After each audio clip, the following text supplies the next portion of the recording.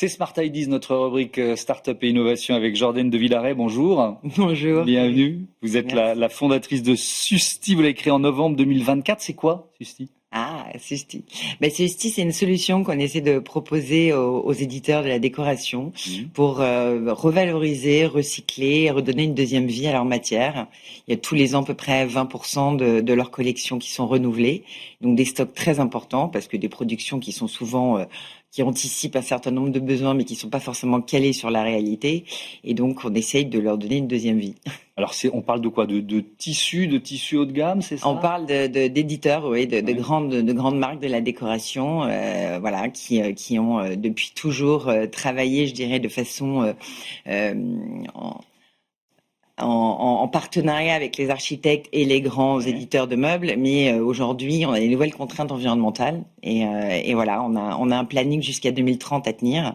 On a un DPP qui est un passeport digital à mettre en place sur les produits. On a des réglementations qui leur demandent de changer un petit peu leur mode de production. Ouais. Il y a un gisement très important. Oui. Moi, je me rends pas compte de ce que ça représente, ces tissus haut de gamme là. Il est difficile à donner des chiffres très précis. Cela dit, on a déjà la possibilité de se dire qu'on a à peu près sur chaque marque à peu près entre 15 et 20 000 mètres de tissu. On ne parle pas de chute de tissu, on parle de rouleau de tissu, donc neuf, prêt à l'emploi. Là, aujourd'hui, on a à peu près 20 marques, déjà 20 grands groupes avec lesquels on a signé. Donc, on peut se donner déjà une petite idée de centaines, de 200, de 300 000 mètres de tissu. À l'échelle d'à peu près d'un marché qu'on a identifié de peu près 60 grands groupes, on pourrait arriver à plus d'1 million de mètres de tissu revalorisés et mis sur le marché. C'est quoi votre modèle économique ? Comment, à qui vous vous adressez ensuite ? On a une marketplace, donc le modèle il est assez simple. Nous on est metteur sur marché, on ne porte pas les stocks, on ne porte pas la logistique, on est là pour valoriser et mettre en place ces matières. Donc on va s'appuyer sur la notoriété des marques, on va s'appuyer sur nos prescripteurs qui sont les architectes, les décorateurs, les designers, tous ces grands, je dirais, ces créatifs qui nous permettent à nous de vivre et de revaloriser toutes ces maisons. Ouais. Donc vous mettez en relation les éditeurs, c'est ça ? C'est le terme que vous employez, de tissus haut de gamme, et ceux qui vont pouvoir l'utiliser et qui n'avaient pas dans leur logiciel, en quelque sorte, le fait de pouvoir utiliser les tissus qui étaient plus vraiment proposés sur le marché. Les modes de consommation ils changent. On a toutes ces nouvelles contraintes environnementales.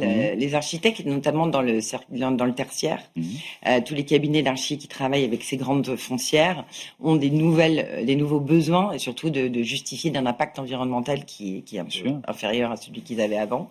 Donc on va leur permettre, grâce à notre modèle, de leur délivrer un certificat d'impact environnemental et de diminuer cette empreinte. Et ça, c'était la première démarche de ce type, parce que c'est pas qu'une marketplace pour vendre du tissu. L'idée principale est quand même d'accompagner cet écosystème et cette industrie vers une consommation un peu plus responsable.